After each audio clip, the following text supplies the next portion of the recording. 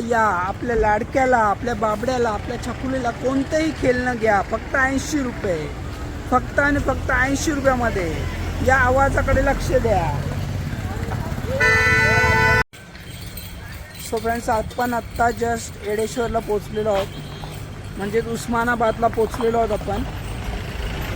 आणि उस्मानाबाद इथे येडेश्वरीचं खूप छान डोंगरावर मंदिर आहे. मंदिराचं लुक जर तुम्ही बोलाल तर जस्ट लाईक जेजुरीचं जसं आपला गड आहे तसंच लुक आहे, पण जेजुरी एवढं उंच असेल असं वाटत नाही बघून. मी तुम्हाला दाखवतो, just wait and watch. Osmanabad, हे बघा, हे येडेश्वरी मातेचं मंदिर आहे.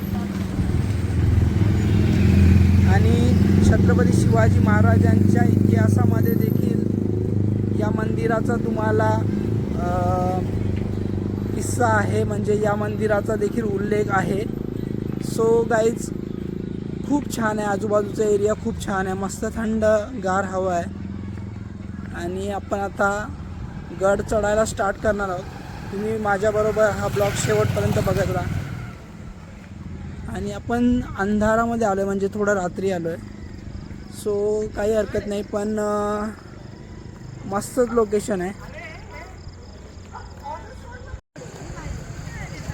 सो फ्रेंड्स, फायनली आपण येडेश्वरी मंदिराजवळ पोचलेलो आहोत. आणि समोरच मंदिर डोंगरावर मस्तपैकी अशा लाईट दिसत आहेत.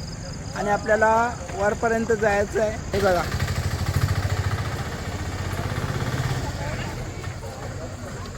खूप मस्त वाटतंय. चला तर आपण जाऊया वरती. आणि वरती गेल्यानंतर मी तुम्हाला दाखवतो परत किती पायऱ्या वगैरे आहेत, काय. तुमचं दुकान आहे दादा हे?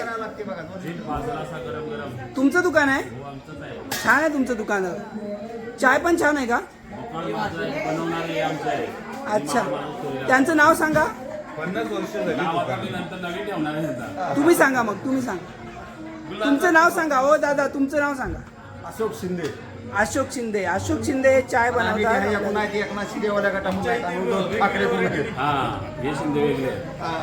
अच्छा, मला वाटलं का तेच आहेत का? टाकू शिंदे म्हणून लोक हल्ली चाय विकतात. चाय विकून माणसं काय बनतात माहिती आहे ना? हा, छान आहे. आणि त्याच्यात काय खारी, टोस्ट, बिस्किट, शेव.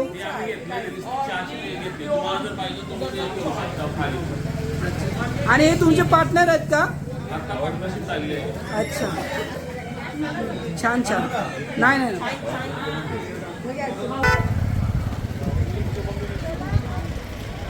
चालेल.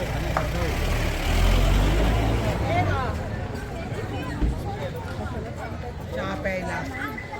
सो फ्रेंड, श्री येडेश्वरी महाद्वार. आणि इथूनच आपण आता पायऱ्या चढायला सुरुवात करणार आहोत.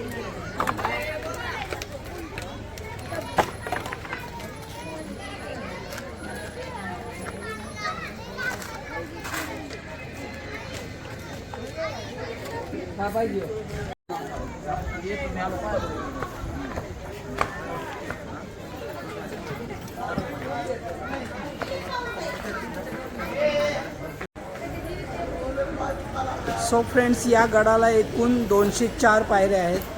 आणि पायऱ्या खूप जास्त अशा उंच किंवा उभ्या नाही आहेत. सो फ्रेंड्स, आम्ही जेव्हा या पायऱ्या चढायला सुरुवात केली तेव्हा आम्हाला आढळलं की पायऱ्यांच्या शेजारी म्हणजे खालती आणि वरती देखील थोड्याफार प्रमाणामध्ये इकडे तिकडे आपल्याला तांदळाचं पीठ बघायला भेटत आहे. सो तांदळाचं जे हे पीठ आहे हे आईला नैवेद्य म्हणून अर्पण केलं जातं. आणि तांदूळ जो आहे हा एक सात्विक पदार्थ आहे आणि तो आईला प्रिय आहे. त्यामुळे इथे पूर्ण गडावर तुम्हाला हेच नैवेद्य म्हणून आढळण्यात येईल. हे जो तांदूळ आहे, तांदळाचा जो पीठ आहे, तो आपल्याला पूर्ण गडावर एक नैवेद्याच्या रूपामध्ये तुम्हाला बघायला भेटेल. पवित्र म्हणला होता. हो.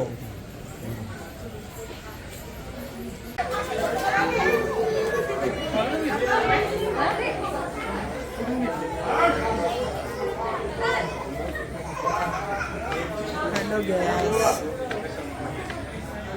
छोटी चिमुकली होती त्यांच्याकडे, थोडं थोडं रडत होती. छोटी मुलं थोडीशी वैतागतात.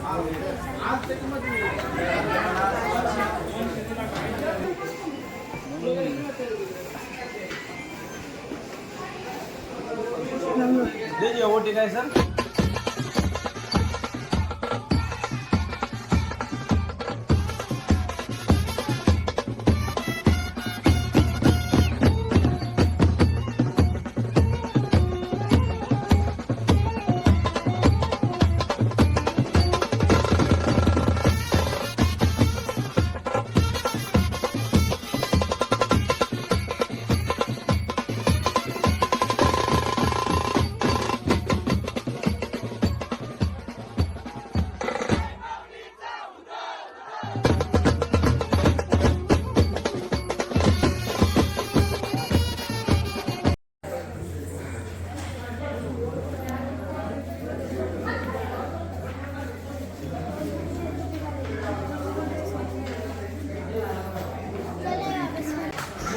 सो फ्रेंड्स, फायनली छान दर्शन झाले आणि मंदिराची माहिती तर मी तुम्हाला दिलेलीच आहे.